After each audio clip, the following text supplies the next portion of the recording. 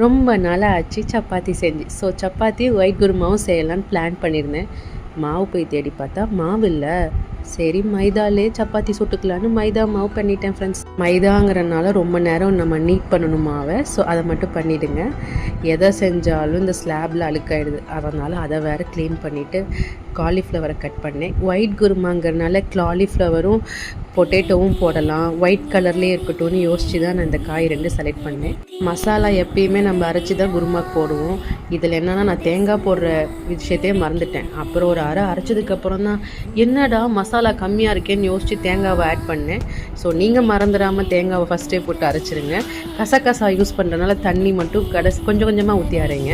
அடிக்கிற வெயிலில் என்னால் நின்றுக்கிட்டுலாம் ரொம்ப நேரம் செய்ய முடியல. சரி குக்கரில் வச்சு விட்றலான்னு குக்கரில் பிளான் பண்ணிவிட்டேன். நீங்கள் பச்சை மிளகா அதிகமாக ஆட் பண்ணிக்கோங்க. அதுதான் இந்த குழம்புக்கு ரொம்ப காரம் கொடுக்கும். இஞ்சி பூண்டு நான் நச்சு தான் போட்டேன், ஏன்னா தீந்து போச்சு, வேறு எந்த காரணமும் இல்லை. அதுக்கப்புறம் வெஜிடபிள்ஸ்லாம் ஆட் பண்ணிக்கோங்க. மசாலா ஆட் பண்ணி தண்ணி நம்ம எவ்வளோ வேணுமோ அவ்வளோ ஊற்றிட்டு நல்ல ஒரு கொதி வந்தோடனே விசில் போட்டு எடுத்துருங்க. வெஜிடபிள்ஸ் சீக்கிரம் வெந்துடும். அதனால தான் நான் குக்கர் யூஸ் பண்ணுறதுனால தான் நான் பெருசாக கட் பண்ணியிருக்கேன். அவ்வளோதான், ஒரு விசில் விட்டு எடுத்துட்டோம்னா நம்ம குருமா ரெடி. மைதா மாவுங்கனால கொஞ்சம் ஜவ்வு மாதிரி இருக்குமான்னு யோசித்தேன் சப்பாத்தி.